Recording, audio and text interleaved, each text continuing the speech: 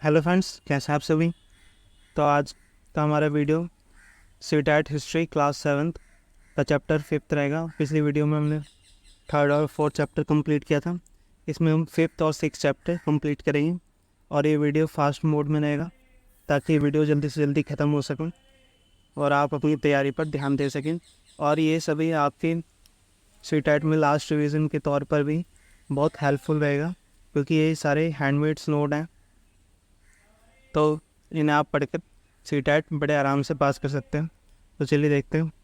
अगर आप नए हैं तो हमारा चैनल सब्सक्राइब करें और जो भी दोस्त आपकी सीटेट एसएसटी की पेपर 2 की प्रिपरेशन कर रहे हैं उनके साथ शेयर करना ना भूलें। तो सबसे पहले हमारा जिक्र आता है इसमें कुतुब मीनार। तो देखते हैं कुतुब मीनार के बारे में।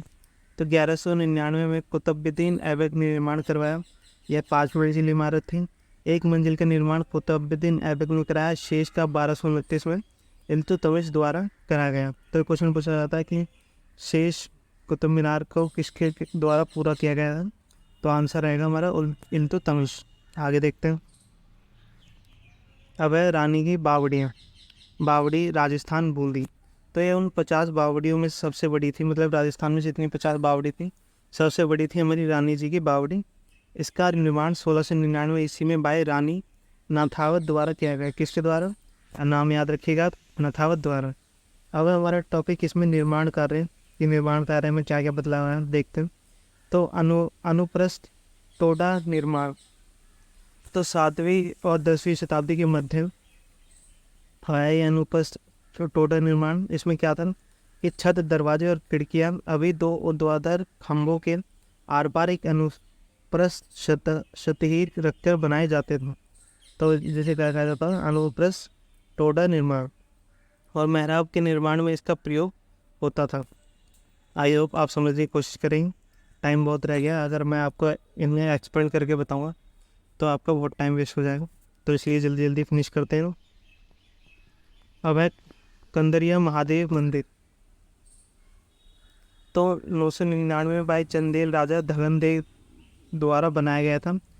और कुछ मंदिरों के अंदर ग्रह बने होते थे, इन्हें अलग नाम से पुकारा जाता। देखते हैं। तो पहला महामंडप, ये मुख्य सभागृह होता था, मतलब जहाँ पर सभी इकट्ठे होते थे और कीर्तन वगैरह करते थे। दूसरा गर्भगृह, यहाँ पर मूर्तियों का स्थान होता था, जहाँ मेन मूर्तियाँ, मतलब मंदिर का सबसे मेन पार्ट होता था गर्भगृह, जो कि सबसे लास्ट वाले कमरे में होता था। अब देखते हैं चारूपल्लम। चारूपल्लम उसे कहते थे जो चढ़ाईदार रास्ते का गांव होता था, मतलब जहाँ ऐसा लगता था जो बहुत ऊंचाई पे है गांव, जो चढ़ाईदार होता था उसे चारूपल्लम गांव कहते थे। अब राजराजेश्वर मंदिर बाई किसने बनाया? ये बना हमारे राजेंद्र राजदेव ने।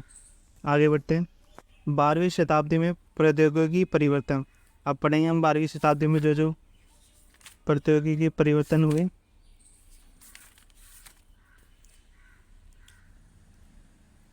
तो इसमें पहले है हमारा चापाकार। तो दरवाजे और खिड़कियों के ऊपर अधिसंरचना का भार मेहराब पर डाल दिया जाता था, जिसे चापाकार कहा गया। और इस समय चूना पत्थर सीमेंट का प्रयोग बढ़ गया। कब? 12वीं शताब्दी में। आगे देखते हैं। अब है हौज सुल्तानी। इसे किसने बनाया? सुल्तान इल्तुतमिश ने बनाया और इसे राजा का तालाब भी कहा जाता है। आगे बढ़ते हैं। अब आबादी या आबाद। तो यह फारसी शब्द आब से बना निकला है, जिसका अर्थ है पानी। तो आबादी शब्द किससे निकला है? फारसी शब्द आब से। अब 9वीं शताब्दी में आक्रमण, जब इसमें देखेंगे हम कि जब मंदिरों पर आक्रमण ज़्यादा बढ़ने लगे। तो क्यों सब शासक मंदिरों पर आक्रमण क्यों करते थे? क्योंकि मंदिर उस समय प्रतिष्ठा का चिन्ह होते थे और ये राजाओं की शक्तियों का प्रदर्शन भी करते, क्योंकि मंदिरों में महंगी महंगी मूर्तियों का निर्माण होता था और गहने जवाहरात, अधिकतर धन मंदिरों में पाया जाता था, इसलिए मंदिरों पर आक्रमण किया जाता था। तो इसमें देखते हैं कुछ आक्रमण के उदाहरण दिए गए। 9वीं शताब्दी में आक्रमण किया जब पांड्य राजा श्री वल्लभ ने श्रीलंका पर आक्रमण कर राजा सेन प्रथम को पराजित किया। उस समय इतिहासकार था धम्मकित्ती। कौन था? इतिहासकार धम्मकित्ती। तो 9वीं शताब्दी के आरंभ में जब पांड्य राजा श्री वल्लभ ने श्रीलंका पर आक्रमण कर राजा शेन प्रथम को पराजित किया। तो उसके विषय में बौद्ध भिक्षु व इतिहासकार धम्मकीर्ति ने लिखा कि सारी बहुमूल्य चीज़ वह ले गया। रतन महल में रखी स्वर्ण की बनी बुद्ध की मूर्ति और विभिन्न मठों में रखी सोने की प्रतिमाएं, इन सबको उसने जब्त कर लिया। तो इसलिए मंदिरों पर आक्रमण होता था, क्योंकि वह धन संपदा के प्रतीक होते थे। आगे देखते हैं। अब है चार भाग। तो चार भागों में बटे होते थे इस टाइप से करके। ये बीच में नहर जाती थी, मतलब पानी का व्यवस्था होती थी, और चारों तरफ ये खाने होते थे जहाँ पार्क होता था। तो किसने बनाया? ये अकबर ने बनाया चार बाग, और कृत्रिम नहरों द्वारा चार भागों में विभाजित आयताकार आहतों में स्थित होता था।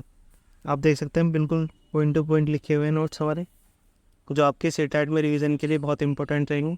और अपनी फ्रेंड्स की भी हेल्प करिए ताकि वो सेटेट में और अच्छा स्कोर कर सकें। अगर उन्होंने एनसीईआरटी भी पढ़ लिए तो ये नोट्स उनके लिए रिवीजन में बहुत हेल्पफुल रहेंगे। अब देखते हैं हुमायूं का मकबरा किसने बनाया? अकबर ने 1562 से 1571 तक। तो हुमायूं के मकबरे में क्या क्या विशेषताएं थी? तो केंद्रीय गुंबद पहली बार बनाया गया किसमें? हुमायूं के मकबरे में। और ऊंचा मेहराबदार प्रवेश द्वार था इसमें, जिसे क्या कहा जाता था? पिशस तक कहा जाता था, जो ऊंचा मेहराबदार प्रवेश द्वार था, और ये चार बार के मध्य स्थित था। इसका निर्माण 8 स्वर्गों अर्थात हस्त विशिष्ट की परंपरा पे हुआ था। तब पूछा जाता है कि हुमायूं का मकबरा में किस परंपरा के तहत हुआ था? तो हस्त 8 स्वर्गों या हस्त विशिष्ट की परंपरा। इसमें क्या होता था परंपरा में? इसमें एक केंद्रीय कक्ष होता था और 8 कमरों से घिरा होता था, मतलब बीच में एक कक्ष और साइड में 8 कमरे होते थे। इसका निर्माण लाल बलुआ पत्थर से हुआ है और किनारे पर सफ़ेद संगमरमर बने थे। तो ये मकबरे का निर्माण किससे हुआ? लाल बलुआ पत्थर से, और किनारों पर सफ़ेद संगमरमर के बने हुए पत्थर थे। अब देखते हैं दीवाने खास और दीवाने आम।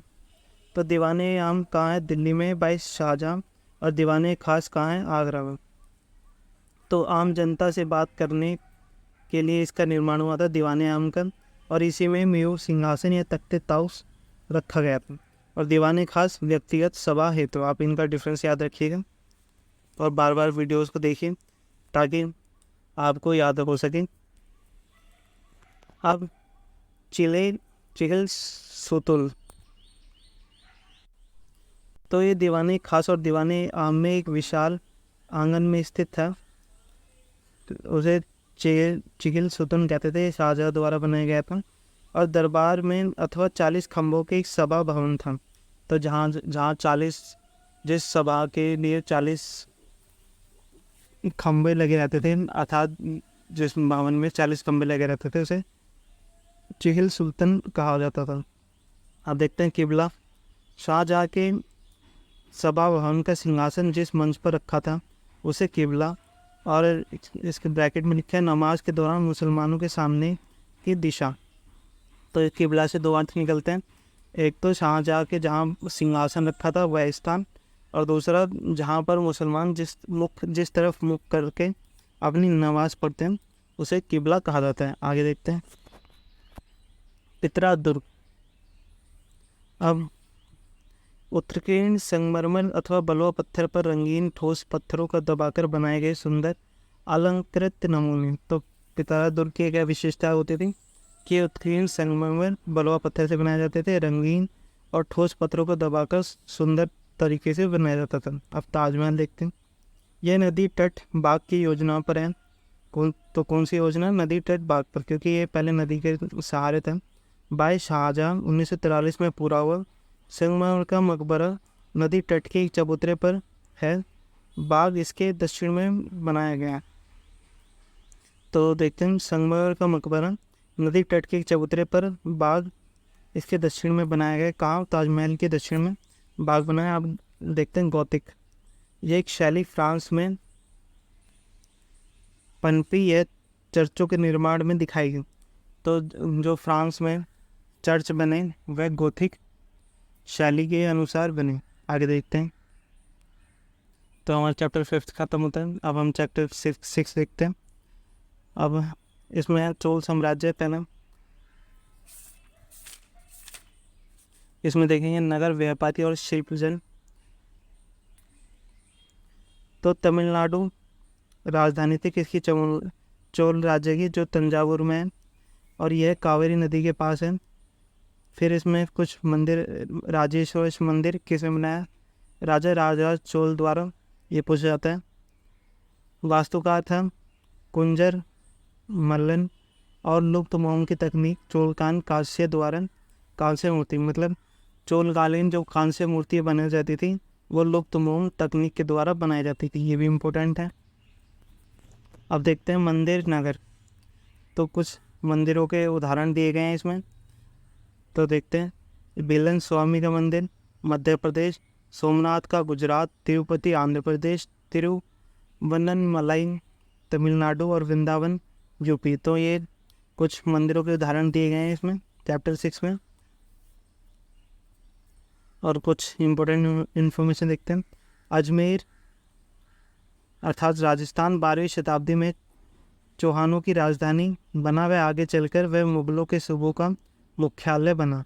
तो ये थोड़ा सा अजमेर के बारे में दिया गया था। अब देखते हैं मंडी पिका। तो गांव के लोग अपनी उपज बेचने आते थे, उसे क्या कहता था? मंडी पिका। और हट किसे कहा जाता था? मंडी पिका की गलियां जहाँ दुकानें अब बाज़ार होते थे, मतलब जहाँ मेन दुकानें होती थी, उसे क्या कहता था? हट। अब व्यापार संघ को इसे गिल्ड भी कहा जाता था। आमतौर पर काफिले व्यापार के लिए संघ बनाते थे। तो संघ क्यों बनाते थे? व्यापार के लिए। अब देखते हैं दक्षिण भारत में ऐसे अनोखे अनेकों संघ थे, जैसे मणिग्रामक और नाना देशी। ये एशिया तथा चीन के साथ भी दूर दूर तक व्यापार करते थे।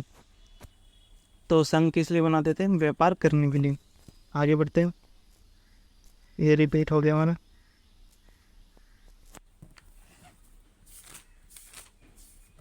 अब है हमारा बिदरी। तो देखते हैं बिदरी किसे कहा जाता है। तो इसकी हेडिंग है नगरों में शिल्प। तो बिदरी हमारा कर्नाटक में मिलता है। तो बीदर के शिल्पकार तांबे तथा चांदी में जड़ाई के काम के लिए प्रसिद्ध थे। तो वहाँ एक स्थान है कर्नाटक में बीदर नाम से। तो वहाँ जो शिल्पकार जो तांबे और चांदी की जड़ाई के काम करते थे उसे बिदरी कहते थे। अब है हम्पी। ये हमारा हम्पी है। तो इसका निर्माण 1336 विजयनगर का केंद्र था 1336 में। और ये कौन सी नदियों के बिटवीन था? तो कृष्णा और तुंगभद्रा की नदी के बीच था। और किले की ऊंची दीवार बनाई हुई थी, जो कि गारे और चूने से बनाई गई थी। और भवनों में मेहराब व गुंबद थे। अंतराज सागर जलाशय भी है इसमें। और विट्ठल मंदिर कहाँ पर है? हम्पी में। और 1565 में दक्कनी सुल्तानों गोलकुंडा, बीजापुर, अहमदनगर, बरार और बीदर के हाथों विजयनगर हार गए। तो कब आ रहा? तो 1565 में।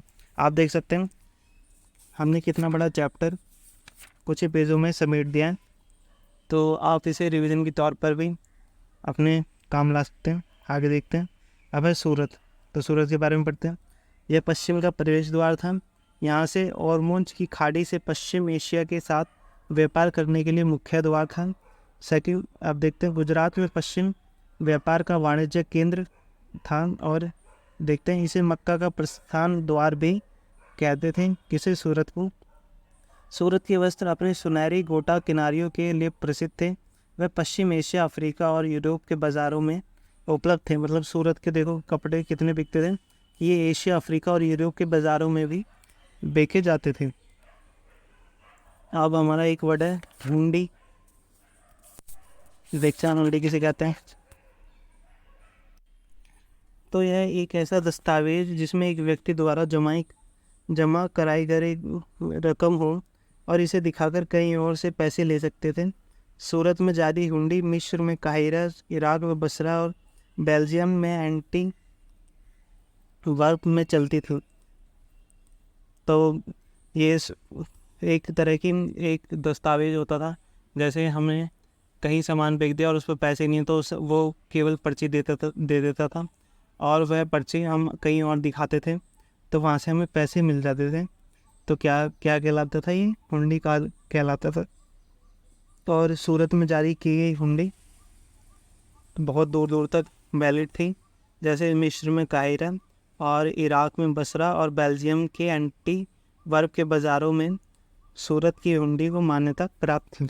आगे देखते हैं। अब है हमारा मुसलीपट्टनम, जो कि हमारा आंध्र प्रदेश में है, इसके बारे में देखते हैं। तो ये कृष्णा नदी के डेल्टा पर था। 17वीं शताब्दी में विभिन्न प्रकार की गतिविधियों का केंद्र बना। हॉलैंड इंग्लैंड दोनों देशों की कंपनियों ने इस पर नियंत्रण रखने का प्रयास किया। अब अगला देखते हैं। मुसलीपट्टनम का किला हॉलैंड वासियों ने बनाया था। अब हमारा एक वर्ड है गुमाशता, देखते हैं क्या है। तो यूरोपीय ट्रेडिंग कंपनी की व्यापारिक गतिविधियों के प्रभारी अधिकारी क्या कहलाते थे, गुमाशता। अब देखते हैं नेक्स्ट। गोलकुंडा के कुतुबशाही शासकों ने कपड़ों, मसालों और अन्य चीज़ों की बिक्री पर शाही अधिकार लागू किया।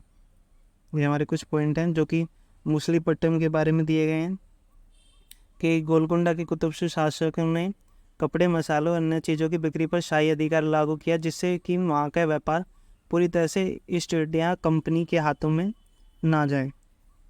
तो अधिकार लागू इसलिए किया था क्योंकि उनका व्यापार, उन्हें डर था कहीं ईस्ट इंडिया कंपनी के हाथों में ना चला जाए। आगे देखते हैं। 1686 से 87 में मुग़ल बादशाह औरंगजेब ने गोलकुंडा को मुग़ल साम्राज्य में मिला लिया। तो गोलकुंडा को मुग़ल साम्राज्य में कब मिलाया गया, तो 1686 से 87 के बीच। अब कुछ किले जो अंग्रेज़ों ने बनाए थे देखते हैं। फोर्ट सेंट जॉर्ज, ये कहाँ था, हमारा मद्रास में। और दूसरा फोर्ट सेंट विलियम, तो ये हमारा था कलकत्ता में। और ब्लैक टाउन्स कहाँ किसे कहा जाता था, जो देसी व्यापारी और शिल्पकारों के बाज़ार था और वहाँ शिल्पकार रहते थे, उन्हें क्या कहता था, ब्लैक टाउन्स। अब आगे देखते हैं। अब हमारा कुछ इसमें है वास्को डी गामा के बारे में, जो कि एक्शन इंफॉर्मेशन है हमारी, देख लेते हैं उसे भी एक बार। तो पुर्तगाली अटलांटिका महासागर के साथ यात्रा करता हुए केप ऑफ गुड ऑफ से निकलकर हिंद महासागर को पार करके भारत पहुंचन। 1498 में कालीकट पहुंचन। अब देखते हैं क्रिस्टोफर कोलंबस, वह 1492 में वेस्ट इंडीज़ के तट पर पहुंचा। तो ये थे हमारे चैप्टर 5 और 6, जो कि बहुत शॉर्ट्स वीडियो, और आपको A1 नंबर कंटेंट मिलता है, जो कि आपको सीटैट में तो देखने को मिलेगा।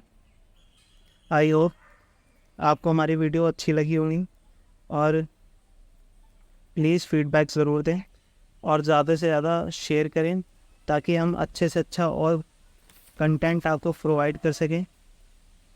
तो हमारे साथ बने रहिए। धन्यवाद।